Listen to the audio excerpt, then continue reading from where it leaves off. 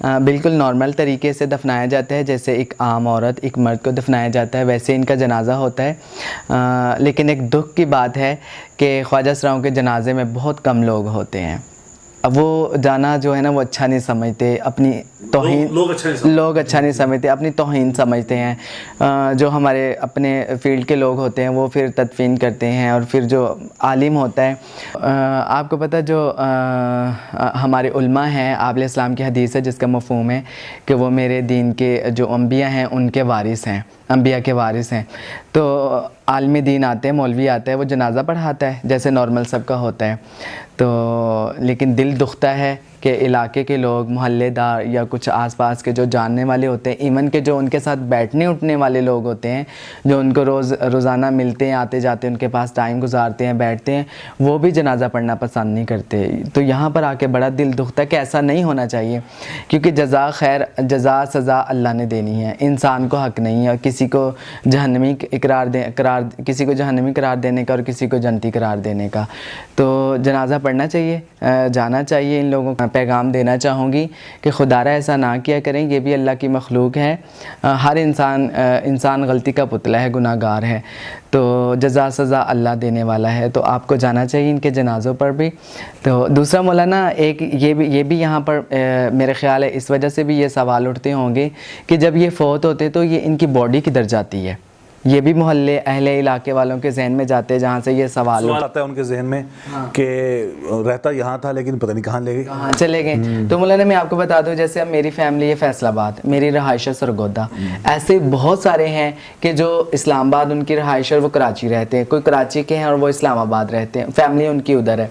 तो जब वो फौत होता है तो उसके जो साथ रहने वाले उसके घर वालों को फ़ोन करते हैं, उनके घर वालों को फ़ोन करते हैं, तो वो आते हैं या फिर कहते हैं कि एम्बुलेंस में इनकी बॉडी भेज दें। वो फिर बॉडी उधर भेज देते हैं, फिर वहाँ जाकर इनका ऐलान होता है, वहाँ जाके इनकी तदफीन होती है, वहाँ जाके इनका जनाजा पढ़ाया जाता है।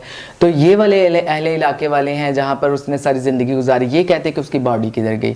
फिर यहाँ से ये सवालात होते हैं, ऐसा कुछ नहीं होता। मतलब उसकी बॉडी को वहाँ ले जाकर उसके बुरसा के घर वालों के हवाले कर दिया जाता है। बहरहाल तजहीज़ और तकफ़ीन तो होती है इनकी। और यहाँ मैं मुआशरे के अफराद से एक बात अर्ज़ करूँगा कि हमें कोशिश करनी चाहिए कि इनकी खुशी गमी में शरीक हों। ठीक है ना। एक मिनट, आपकी बात काट रहे, माज़रत। देखें ना, जब अपनी खुशियों में हमें बुलाते हैं, है ना, हमें अपनी खुशियों में ये बुलाना पसंद करते हैं, तो हमारे गमों में, हमारे दुखों में तो ये आया करें। जब हम दुनिया से जा रहे हैं, ये हक़ है मुसलमान का ना, जो हक़ है ना मुसलमान भी है ना कि मुसलमान का हक़ मुसलमान पर उसके जनाजे में शरीक हो, ये हक़ है। तो हम भी कलमा गो हैं, कलमा पढ़ने वाले हैं। कोई भी अगर ख्वाजा सरा फौत होता है तो उनका भी हक़ मुआशरे पे है कि उनका भी जनाजा पढ़ा जाए। बिल्कुल ऐसे ही है। तो ये गैप ख़त्म होना चाहिए। असल में मैं यहाँ आपके जो शोबा के लोग हैं ख्वाजा सरा, मैं उनसे भी एक बात ये कहना चाहूँगा। आपने MKS प्रोडक्शन के तवस्सुत से उसके रेफरेंस से एक पैगाम हमारे ऑडियंस को दिया, मैं आपके तवस्सुत से अपने ऑडियंस को एक पैगाम ये भी दूंगा, बल्कि आपके ख्वाजा सराओं को ये पैगाम दूंगा कि आप लोगों के अंदर अगर एक मादा अल्लाह ताला ने रखा है कि आपकी फीलिंग्स और आपकी जो आपके अंदर जो एहसासात हैं, एक्टिविटी जो है आपकी, वो लेडीज़ की तरफ मेलान है आपका, यानी फीलिंग्स भी लेडीज़ वाली हैं।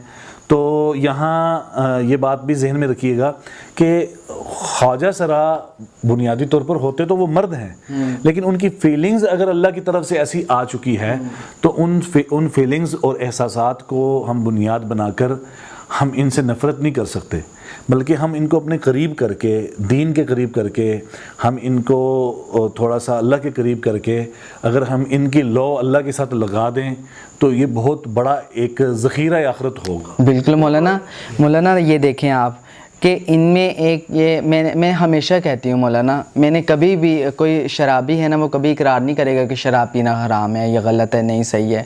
एक ज़ानी है ना वो कभी एक्सेप्ट नहीं करेगा कि ये ज़िना सही नहीं है। लोगों में पब्लिक में बैठ के ख़ास और जिसको उसका पता हो कि ये शराबी है, वो अपनी महफिल में बैठ के कभी नहीं कहेगा कि शराब गलत है, ये ज़िना करना गलत है, ये वो अपने गुनाह को वो कभी गलत नहीं कहेगा।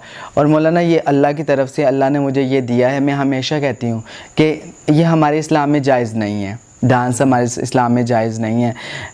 ये डांस करना और ये जो है ना अल्लाह को पसंद नहीं है। तो हम अल्लाह से दुआ करते, लेकिन मौलाना यहाँ तक हमें पहुँचाने वाले कौन है? माशरा। यही मुआशरा है।